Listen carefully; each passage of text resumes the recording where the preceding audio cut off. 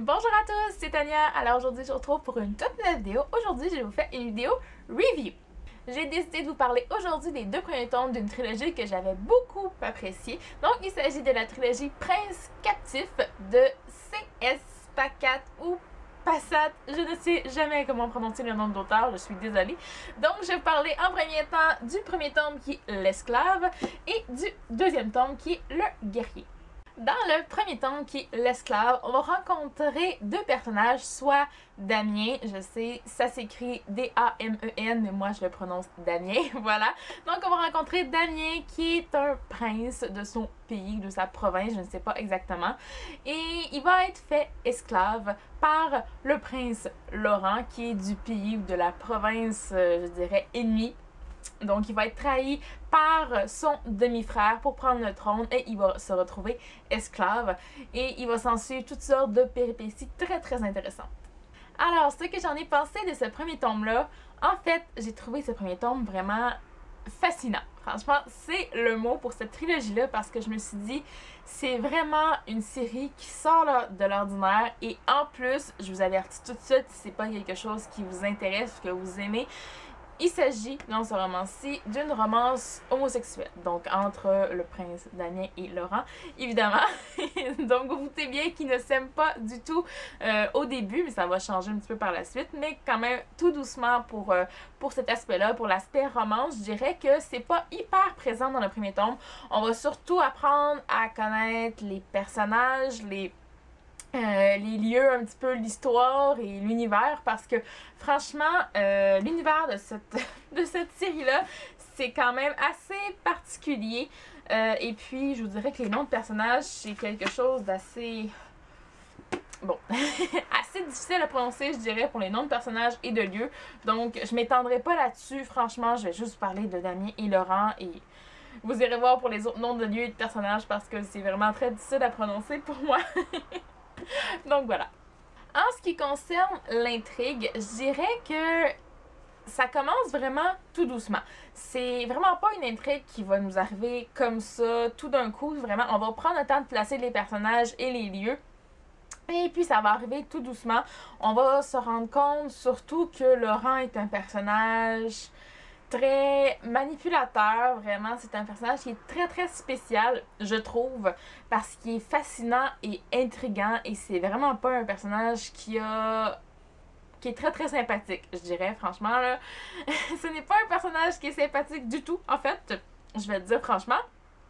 Donc voilà, donc ça va être de voir leur relation à tous les deux ensemble évoluer et puis il va y avoir une intrigue qui va se créer autour de ça, qui est vraiment, en fait, dans le but de avoir le trône et de conquérir le trône, même si le prince Laurent va devenir roi. Pour le moment, c'est son oncle qui est à la régence.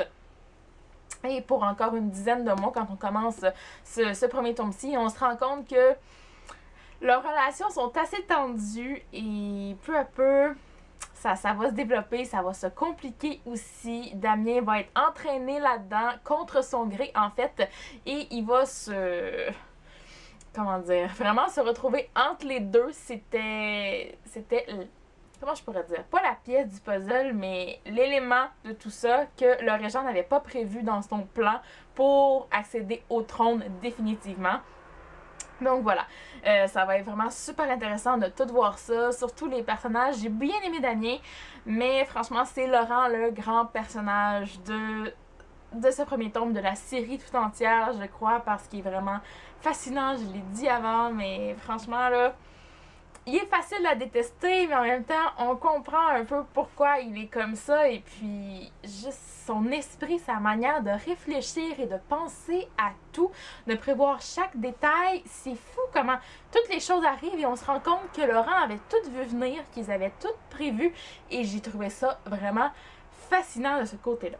Donc au final, un très bon premier tome auquel j'ai donné une note de 4.25 sur 5.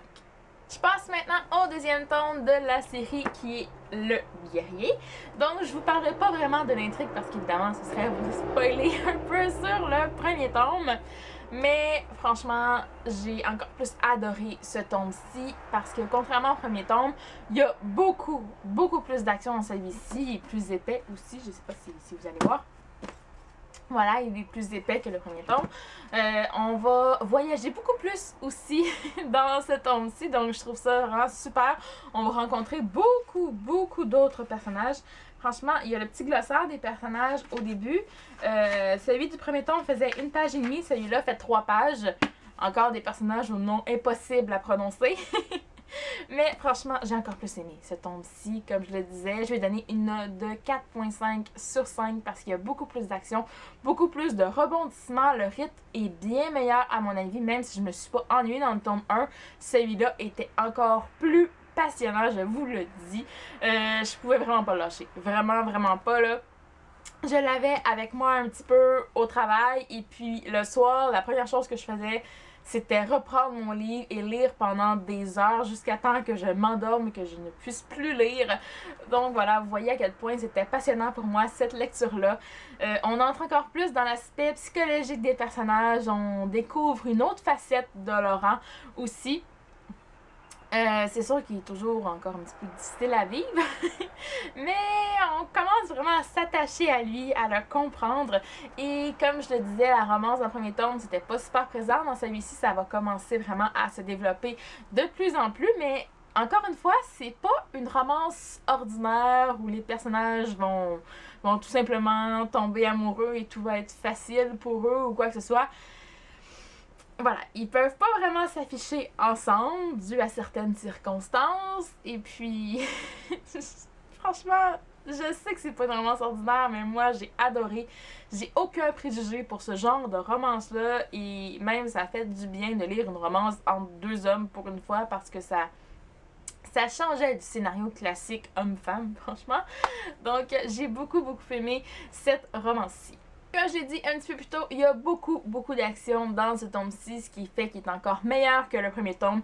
Et la fin nous laisse sur un cliffhanger, mais oh mon Dieu, c'est la pire des situations. Peut-être pas la pire, mais c'est une situation qui est assez difficile. Ça va être assez difficile en fait d'attendre le tome 3, qui n'est même pas sorti en anglais encore, qui va sortir je crois en février 2016, si je ne me trompe pas.